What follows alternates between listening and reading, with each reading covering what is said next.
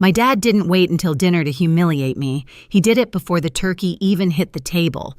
One hand on his beer, the other holding his phone, filming me as I lined up plates and silverware like I'd done every Thanksgiving. 14 seconds later, the video was on Facebook. Caption read, "Look at this failure." She was always a servant. My siblings laughed. My mom looked away. I just stood there, napkin in my hand, feeling my face burn, while the house filled with laughter that wasn't mine. I didn't say a word. I picked up my purse, walked out the front door, and didn't look back. By the next morning, their phones were buzzing for a different reason, because the servant they mocked had finally stopped serving. Before I tell you the rest, tell me where are you watching from so I know I'm not the only one who's had to walk away from family to find peace. Thanksgiving had always looked the same in our house. The same chip dishes, the same football noise leaking from the living room, the same rule that nobody said out loud, I worked, they watched. Every year, I told myself it was fine, that keeping the peace was better than starting a fight. But this time, something cracked the moment my dad hit post. He didn't even glance at me after uploading that video. He just laughed and said, "Relax, Emma. It's a joke." Sloane snorted without looking up from her phone. Jason muttered something about me needing a sense of humor, and my mom Maria just stared at the oven, pretending the turkey needed her full attention. That's what she always did. Pretend. I'd been the family's fixer since I could remember. The one who worked 2 jobs, paid off small debts, lent money, stayed quiet. When bills piled up, I stepped in. When my sister overdrafted her card, I covered it. When my dad wanted a new grill, I ordered it on mine. Somehow responsibility turned into servitude. That night, sitting alone at Aunt Ruth's kitchen counter, I finally replayed the video. 14 seconds. No music, no context, just me folding napkins. The caption glowing beneath it, "Look at this failure." She was always a servant. The comments below were worse. Laugh emojis, heart reacts from people I didn't even know. My brother had commented, "At least she's good at something," Sloane replied with laughing faces. Even a cousin joined in classic Emma never stops working. I'd spent my life being useful, but usefulness doesn't equal respect. Ruth didn't say much when she found me watching it. She just handed me a blanket and said, "You don't owe them another second." For the first time in years, I believed someone meant it.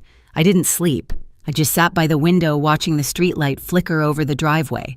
My phone buzzed over and over again. Texts from Jason, my mom, even my dad, each one shorter and colder than the last.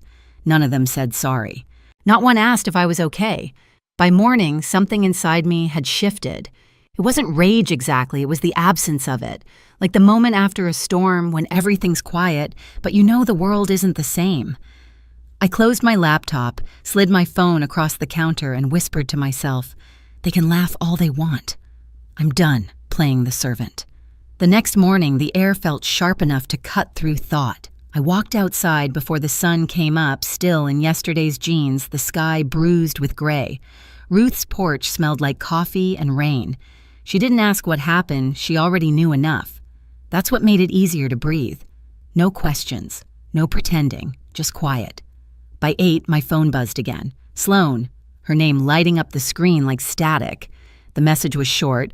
Why can't I withdraw $2,000 from your account? No hi, no apology, no mention of what had happened the night before. Just entitlement, raw and casual, like she was asking me to pass the salt. I stared at the screen so long the words blurred. Then I laughed, a dry, humorless sound that startled even me. I closed the joint account hours earlier, transferring every dollar I'd saved into a private one. After the Facebook post, after the silence, after the years of being the one who paid and cleaned and forgave, it finally clicked. They didn't love me for who I was. They loved me for what I did for them. Sloane sent another text. Are you serious? I need that money today. Then another. You're unbelievable. Bitter much. My fingers hovered over the keyboard, but I didn't type back. Instead, I scrolled through our old messages, years of her borrowing me, agreeing. Concert tickets, emergency car repairs, birthday dinners she promised to split but never did. It was all there, a digital record of every time I'd said yes when I should have said no. Ruth walked in, tying her robe tighter. You up early, she said softly. I think I just woke up from a really long dream, I replied. She didn't press for details, only nodded like she understood exactly what I meant. At noon, my dad's message arrived. You've always been dramatic. Grow up. That one didn't hurt. It confirmed everything I already knew. The same man who filmed me like a joke couldn't even fake remorse. It was almost freeing. I opened my laptop, started sorting through my finances, organizing bills and statements. The numbers grounded me. They were the only thing that made sense. What was earned, what was owed, what was mine. My savings stood at $21,364. Every cent represented a piece of myself they'd never valued. I didn't feel angry anymore. Anger was loud, messy. This was colder, quieter, like the calm right before a controlled burn. That night, I wrote down everything. Dates, screenshots, notes, not because I planned revenge yet, but because I needed proof that it all happened, that I hadn't imagined the pattern. Before bed, I placed my phone face down and whispered into the dark, I'm not your servant anymore. It wasn't a declaration. It was a fact. By Sunday morning, the silence from that house started to feel heavier than any insult. No calls, no texts, not even a fake apology, just quiet, the kind that hums after a storm. I wasn't waiting for an olive branch anymore. I was waiting for clarity. And when it came, it arrived in another message from Sloan. This time, she didn't bother with a greeting. I need the money now. Don't be spiteful. My thumb hovered over the screen before I finally typed, the account's closed. Don't ask again. No explanation, no softness, just the truth. A few seconds later, the typing bubbles appeared, then a flurry of messages, words like selfish, manipulative, bitter. Then finally, the one that made me smile. You've changed. She was right. I had. I spent the rest of that day quietly erasing every door they'd ever used to reach me, freezing joint cards, changing passwords, redirecting mail. Each click, each confirmation email felt like untying another knot that had been choking me for years. Ruth noticed the papers spread across the dining table. You're cleaning house, she said. More like evicting ghosts, I answered. She gave a half smile. Good. About time. That night I started digging deeper, not out of spite, but out of curiosity. I pulled up my credit report, something I hadn't checked in months. My stomach tightened as the screen loaded. 2 credit cards, both under my name. One open with a $400 balance, another closed with missed payments. I'd never opened either. The room felt smaller. For a long minute, I just stared at the numbers, my pulse climbing. Then I printed everything, slid the pages into a folder, and wrote across the front proof. I walked into Ruth and Daniel's living room, the glow of the TV flickering on their faces. Use my name, I said flatly. Ruth muted the show. Who did my dad? At least twice. Maybe more. Daniel leaned forward, voice calm but firm. Then you document it. All of it. We'll figure out what to do next. There was no yelling, no chaos, just a clear plan. It was strange how calm justice could feel when it finally belonged to you. Later that night, I opened my messages one last time. Another text from Sloan blinked on screen. Why are you doing this? We're family. I typed back 3 words, don't ask again. Then I added another line, 5 words that weren't planned but felt perfect. Don't ask a servant. I hit send. The words hung in the air like a mirror turned on its maker. For once, silence wasn't emptiness. It was power. I didn't wait for anyone to apologize. The morning after I told Sloan not to ask again, I laid everything across Ruth's dining table, papers, screenshots, statements, proof of a lifetime spent paying for people who called me a servant.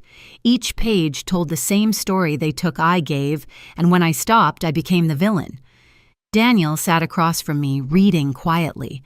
When he reached the 2 credit cards on my report, one open, one closed, with missed payments, he didn't look surprised. He just nodded once, the way someone does when the truth finally matches what they've suspected for years. Ruth called a lawyer her friend recommended. The office was small beige walls and stale coffee smell, but the lawyer's voice was calm, factual. Did you authorize these accounts? No. Do you have proof? Yes. She wrote a list that sounded more like a to-do for justice, file fraud reports, freeze credit, notify the bank, contact relatives. It didn't feel like revenge. It felt like repair. That afternoon, I did it all. Every form, every phone call, every official word that took my story out of family gossip and into legal record. Each confirmation email was another knot untied. When I returned home, a new group chat had appeared on my phone, Jason Sloan and me. The first photo stopped my breath. My old room drawers ripped open, mirror shattered. Jason's caption, "Cleaning day," then Sloan. "Should have taken your stuff." I stared at the screen until I stopped feeling anything. Ruth leaned over my shoulder, took her own photo of it. "Don't delete a thing," she said. Minutes later, my cousin Noah texted. He was near my parents' house and could check if anything was salvageable. 15 minutes after that, a photo, my laptop passport, and a stack of letters on his passenger seat. "Saved what I could," he wrote. I told him not to go back. That night, I called a few relatives my father had borrowed money from for me. Their voices were embarrassed and quiet. Each had sent him hundreds or thousands, believing I was sick or in debt. I wrote every name, every amount. By the time I finished, my notebook looked like an autopsy of trust. When I froze my credit that night, I didn't feel anger, just clarity. The math of abuse finally balanced what they'd stolen, what they'd lose. Around midnight, I filled a large envelope with every piece of evidence, screenshots, bills, photos, Sloan's text, the Facebook caption, and my note at the top, "Don't ask a servant." Ruth didn't ask questions when I grabbed her car keys. The street outside was quiet. November air crisp. I parked in front of my parents' house, slipped the envelope into the mailbox, and left without knocking. It didn't feel like vengeance. It felt like closing a book. The next morning, an email appeared from an unfamiliar name, my father's boss. He'd seen the Facebook video before it was deleted. He wrote, "Just wanted to check if you're okay. No judgment, no lecture. Just that." I didn't reply. The damage was already done, and not to me this time. 2 days later, an envelope arrived at Ruth's. My name on it. No return address. Inside, 2 old photos, me as a baby in Maria's arms, and another of me camping Victor's arm around me. Beneath them, a handwritten letter. "You were always difficult. You thought you were better than us. I took a small loan in your name. I planned to pay it off. It wasn't much." I read that line until the words lost meaning, then added the letter to my folder of evidence. People always confess when they think confession will save them. It won't. The lawyer confirmed what we already knew. The letter was an admission. She spoke calmly, outlining the process reports, filed investigations, opened banks contacted. She said it could take weeks, maybe months, but it would stick. Real justice always moves slow. By Thursday, Jason texted, "You made this a big deal. We were joking. Grow thicker skin." 10 minutes later, "Can we talk like normal people?" I didn't reply. Normal was their word for comfortable cruelty. That evening, messages from Sloan flooded my phone, voicemails, texts, one furious line after another. She'd tried to open a new credit card and got flagged for fraud. "What did you do? You ruined my life." I typed one sentence back, "I secured mine." For the first time, I felt the weight shift. They were finally living with consequences they couldn't transfer to me. A few days later, Maria called. I let it go to voicemail, but then a text followed. "There's something of yours I kept safe." Noah went instead. He found a small box under my old bed, a tangle of photos receipts, and at the bottom a savings booklet. It showed a balance once over $3,000. Withdrawn completely the week after my 21st birthday. My father's signature at the bottom. I added it to the file. Every piece of paper was a step back toward myself. That weekend, Jason asked to meet at a diner. I said yes, mostly out of curiosity. He looked smaller when he walked in, shoulders slumped, hoodie faded. "Dad's unraveling," he said before sitting down. He told me Maria had left and filed for divorce. Victor had been written up at work for misconduct and missed shifts. He said, "You're going to press charges, right?" I didn't answer. He kept talking about how he believed Dad because it was easier how he joined the laughter, because silence made him feel weak. When he stopped, I said, "Don't ever speak for me again." He nodded, no argument. On the drive home, I passed the river. For the first time, it looked still instead of heavy. My phone buzzed again, another message from an unknown number one of Victor's coworkers this time heard what happened. "People talk. Keep your head up." The irony wasn't lost on me. My father wanted the world to laugh at me. Instead, the world was watching him unravel. The next morning, the lawyer called. The bank had confirmed activity tied to Victor's name on the accounts opened under mine. She said words like federal offense and identity theft phrases that used to sound like headlines, but now belonged to my story. I thanked her, hung up, and stood for a moment letting the silence of Ruth's kitchen settle around me. Ruth came in with 2 mugs, coffee. I shook my head, smiling. She set one down anyway. "You don't have to serve anyone anymore," she said. I left it there to cool, untouched, because for the first time I had a choice. Spring came slowly that year, quiet and steady, like my life rebuilding itself without asking for permission. The investigation took weeks, but every new email from the lawyer felt like a brick set in place. The fraud reports were accepted, the accounts were frozen, the loans traced back to Victor. For once, the facts didn't bend to his story. Maria filed for divorce. She moved into a small apartment near her sister's house and sent word through Ruth that she wasn't asking for forgiveness, just a chance to start over. I didn't respond. Some things are better left unfinished. Sloane vanished after her last outburst. The credit flag had followed her. She couldn't open new accounts. Jason stopped trying to justify anything. The last time I saw him, he looked at me with something between guilt and respect. "You were right," he said quietly, and left it there. And Victor, he lost his job. The company did a background review after the fraud report surfaced. Turns out the same pride that made him humiliate me on Facebook cost him the only thing he valued more than control: reputation. By April, my savings had climbed from $21,000 to almost $30,000. I took on a steady office job, nothing fancy but mine.